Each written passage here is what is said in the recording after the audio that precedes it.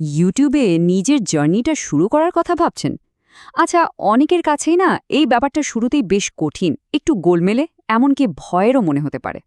মাথায় খালি ঘুরপাক খায়, কিভাবে কি করব, কোথা থেকে শুরুটা হবে। তো চলুন, আজকের এই আলোচনায় আমরা পুরো বিষয়টাকে একদম সহজ করে ধাপে ধাপে ভেঙে দেখব। আশা করি একজন নতুন মানুষ থেকে প্রফেশনাল ইউটিউবার হওয়ার রাস্তাটা আপনার কাছে পুরোপুরি পরিষ্কার হয়ে যাবে।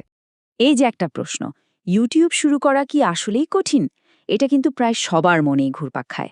মনে হয়, ওহ, একটা দামি ক্যামেরা লাগবে, অনেক কিছু জানতে হবে, ভিডিও এডিটিংয়ের মতো কঠিন জিনিস শিখতে হবে, আর অভিজ্ঞতা তো লাগেই। এই সব কিছু ভাবতে ভাবতে কিন্তু বেশিরভাগ মানুষ আর কাজটা শুরুই করে উঠতে পারে না। কিন্তু আসলেই কি এই ধারণাগুলো সত্যি?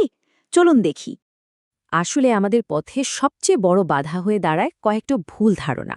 যেমন অনেকেই ভাবেন যে দামি ক্যামেরা বা স্টুডিও লাইট ছাড়া ভালো ভিডিও বানানোই সম্ভব না। আবার কেউ ভাবেন, আমার তো কোনো অভিজ্ঞতাই নেই।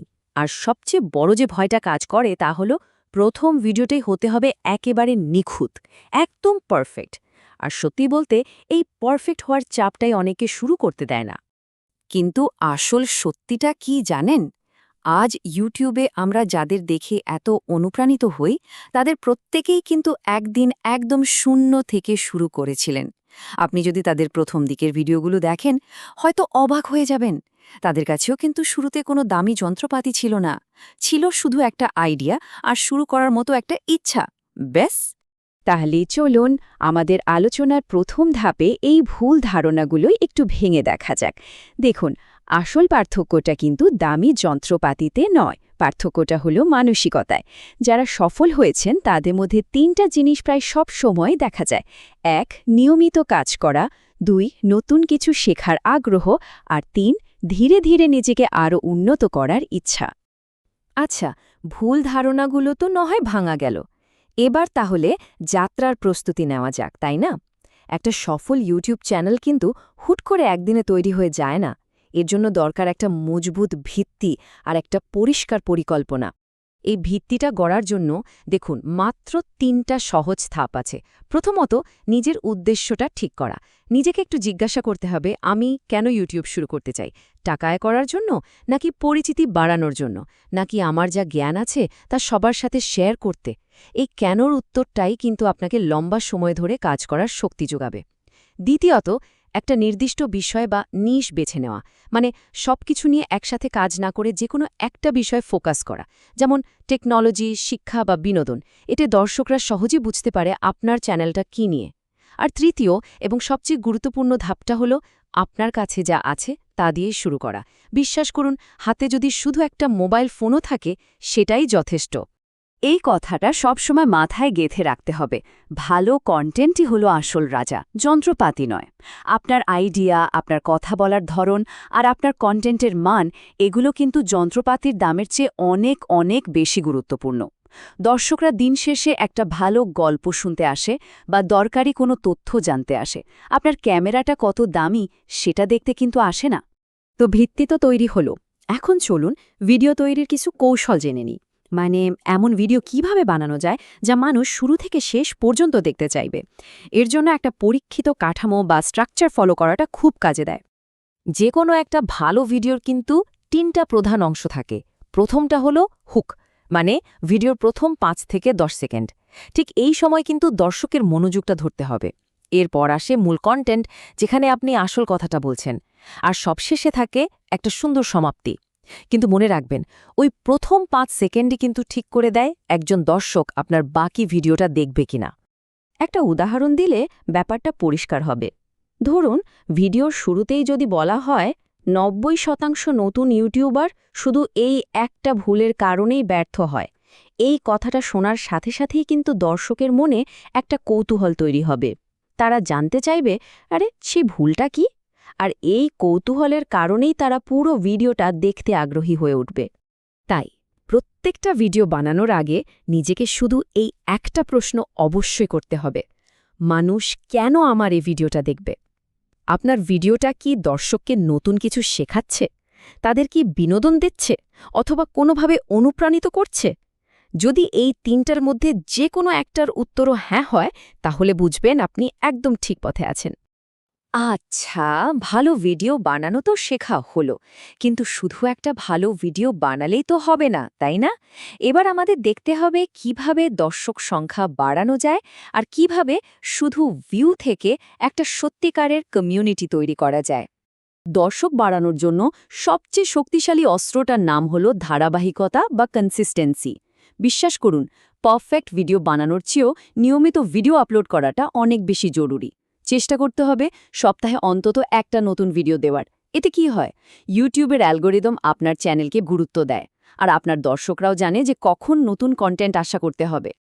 আচ্ছা, একটা ভিডিওর প্রথম ইমপ্রেশন কি? সেটা হলো তার টাইটেল আর থাম্বনেইল। যেমন ধরুন, আমার ভ্রমণের ভিডিও। এই টাইটেলের চেয়ে অল্প বাজেটে আমি কিভাবে ইউরোপ ভ্রমণ করলাম, এই টাইটেলটা কিন্তু অনেক বেশি শক্তিশালী, কারণ এটা একটা নির্দিষ্ট সমাধান দিচ্ছে। ঠিক একইভাবে থাম্বনেইলটাও হতে হবে একদম পরিষ্কার, চোখে পড়ার মতো, আর এমন কিছু যা দর্শকের মনে কৌতূহল বা কোনো একটা আবেগ তৈরি করে।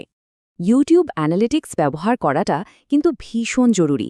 এটাকে আপনি আপনার রিপোর্ট কার্ডের মতো ভাবতে পারেন। এখান থেকেই বোঝা যায় দর্শকরা ভিডিওর কোন অংশটা সবচেয়ে বেশি দেখছে বা ঠিক কোন জায়গায় গিয়ে তারা ভিডিওটা ছেড়ে দিচ্ছে। এই তথ্যগুলো কিন্তু সোনার মতো দামি, কারণ এগুলোই আপনাকে বুঝতে সাহায্য করবে যে দর্শকরা আসলে কি পছন্দ করছে আর পরের ভিডিওটা কিভাবে আরও ভালো করা যায়। এবার চলুন সফলতার আসল মন্ত্রটা নিয়ে কথা বলি। দেখুন, ইউটিউবে সফল হতে শুধু কৌশল জানলেই হয় না, একজন ক্রিয়েটরের সঠিক মানসিকতা থাকাও খুব প্রয়োজন। আর এই মানসিকতার সবচেয়ে গুরুত্বপূর্ণ দুটো অংশ কি জানেন? ধৈর্য আর আত্মবিশ্বাস। একজন নতুন ক্রিয়েটরের জার্নিটা কিন্তু অনেকটাই রকমই হয়। প্রথম কয়েকটা ভিডিওকে আপনি শুধু অনুশীলন বা প্র্যাকটিস হিসেবে ধরতে পারেন।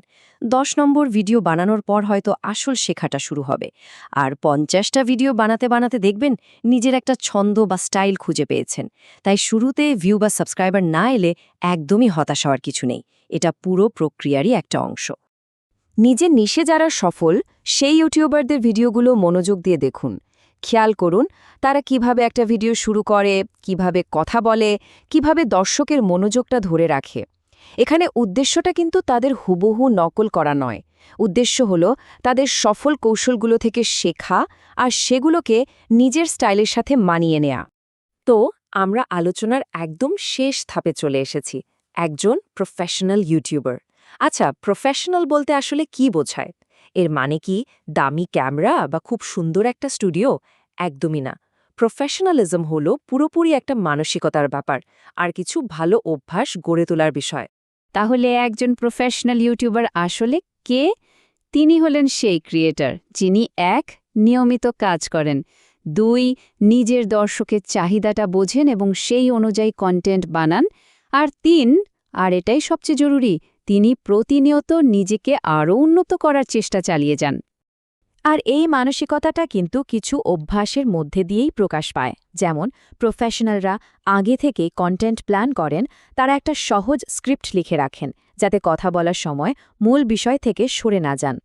তারা পরিষ্কার এডিটিং আর ভালো অডিওর দিকে খুব নজর দেন, কারণ খারাপ অডিও কিন্তু দর্শকদের সবচেয়ে বেশি বিরক্ত করে। তারা একটা নির্দিষ্ট রুটিন মেনে চলেন এবং ধীরে ধীরে নিজের একটা আলাদা স্টাইল তৈরি করে নেন। আর এই কথাটা সম্ভবত আজকের আলোচনার সবচেয়ে গুরুত্বপূর্ণ কথা। কখনোই অন্য কারোর 5 বছরের সাফল্যের সাথে নিজের প্রথম দিনের যাত্রাকে তুলনা করবেন না। এতে শুধু হতাশাই বাড়বে। মনে রাখতে হবে, আজ যে বিশাল গাছটা আমরা দেখছি সেটাও কিন্তু একদিন ছোট্ট একটা চারাগাছই ছিল। তাদের আজকের এই জায়গায় আসতে অনেক সময়, শ্রম আর ধৈর্য লেগেছে। সবশেষে মূল কথাটা তাহলে এটাই দাঁড়ালো, ইউটিউবের সফলতা কোনো লটারি জেতার মতো হঠাৎ ঘটে যাওয়া ঘটনা নয়। এটা আসে ধৈর্য, কঠোর পরিশ্রম এবং সবচেয়ে বড় কথা ধারাবাহিকতার ফল হিসাবে। তাহলে আর দেরি কিসের? আপনার ইউটিউব যাত্রাটা এখন থেকেই শুরু হোক। প্রথম কাজ, আজই শুরু করুন। পারফেক্ট হওয়ার জন্য অপেক্ষা করবেন না। দ্বিতীয় কাজ, ছোট করে শুরু করুন, হাতের মোবাইল ফোনটাই যথেষ্ট। আর তৃতীয় কাজ, ধারাবাহিক থাকুন। প্রতিদিন শুধু একটু একটু করে উন্নতি করার চেষ্টা করুন। দেখবেন একদিন আপনিও একজন সফল প্রফেশনাল ইউটিউবার হয়ে উঠেছেন।